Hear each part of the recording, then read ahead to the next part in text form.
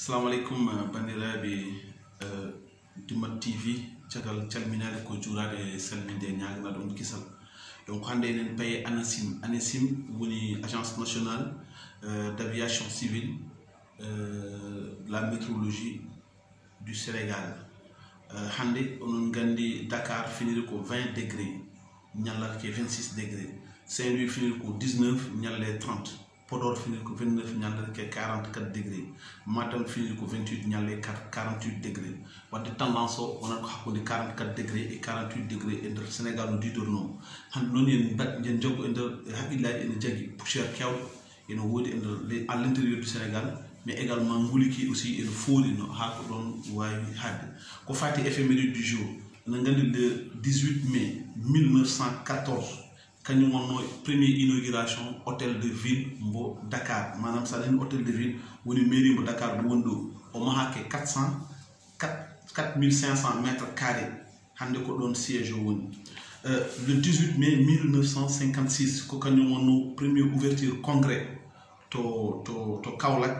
Taw on ɗon congrès wiyete ko bloc démocratique sénégalaise. Waɗi ɗum créé noon ko Léopold Sédar Senghor, Mamadou Dia, wondude Ibrahima Seydou Diaw ɓe gandanɗa hoore maɓɓe. Ɗum waɗa créé ko le 27 octobre 1948.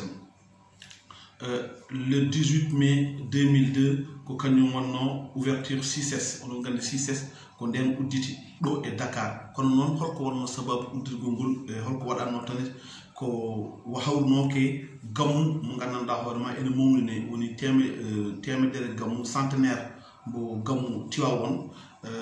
Waɗi ɗum présidé noon ko monsieur le président Abdoulaye Wade, wondude khalifa général des Tijanes hono Mansour Sy. eɓe mawnanno ɗon walla holko yewteteno ɗon ko gurdam El Hadj Malick Sy Dabakh. Caggal majjum le 18 mai 2017 kañum wonno premier forum mo gandanɗa hoore ma ko fati cellal, taw ko Afrique de l'Ouest waɗi ɗum organisé, kono ko fondation académie des médecins ɓe mbiya ɗum ko FAM ko kañum wanno ɗum organisé. Le 18 mai 2018 hawruke Potital ko wiyete ko Potital les sans-papiers et collectif des sans-papiers kañumen garno e damal consul du Sénégal gonɗo Paris. Taw ko ardino consul on ɗon ko biyeteɗo Ismaïla Bocar Bey. Ko fati noon hande e information de la semaine ko kañum woni ko gandanɗa hoorema kewi ɗo e nder jogori kewɗe e nder commune mo Fanaye, par ce que eɗen jogui agenda lourd gonɗo ɗo e nder commune mo Fanaye. Hande talata hande o jogori kewɗe ɗo e nder commune Fanaye ko coordinateur mo gandanɗa hoorema coordinateur du projet Kawlor ko kañum arata ɗon e commune mo Fanaye. Kono janggo alarba le 19 ko inauguration case culturelle mo Sori Malek.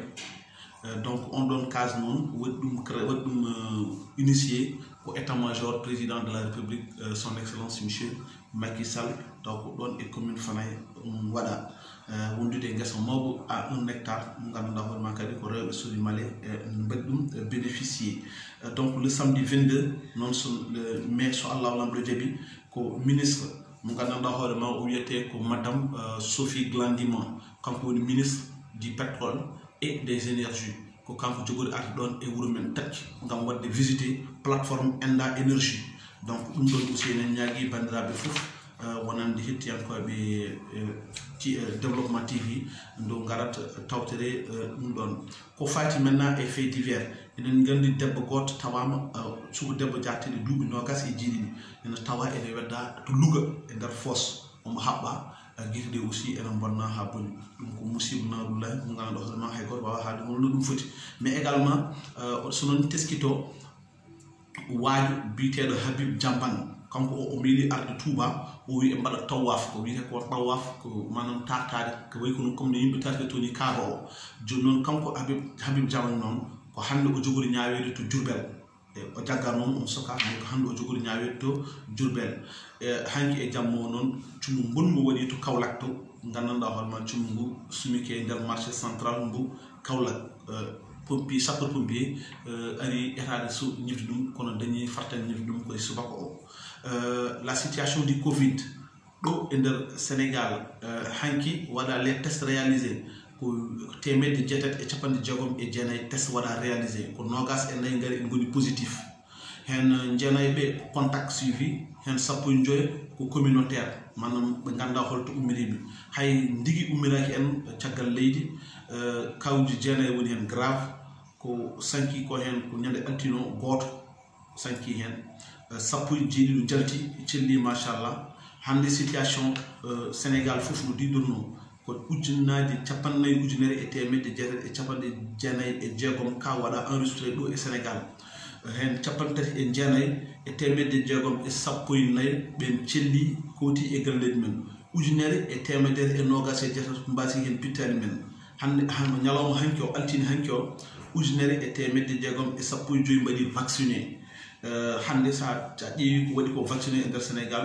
ko temedde 4 ujunere e capantati e tati e temedde 5 e capantati e 1 kañumen mbaɗi vacciné ɗo e Sénégal donc ko ɗo kalmi tan ñalawma men hande o ha lawol gongol so Allah lamɗo jaaɓi. Assalamu aleykum wa rahmatullahi taala wa barakatuh.